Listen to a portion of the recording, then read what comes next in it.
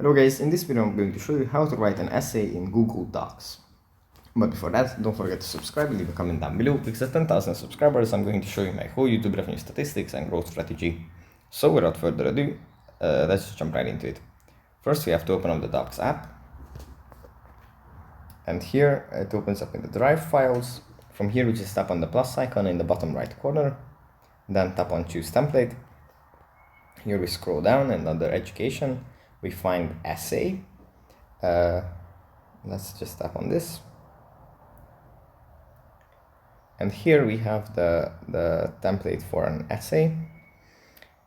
And yeah, we can just play around with this by tapping on the pencil icon and edit it however we want to. We can change the title, we can change the image, we can move it around. And yeah, that's pretty much it for this video. Hope it was helpful for you guys, and I'll see you in the next one.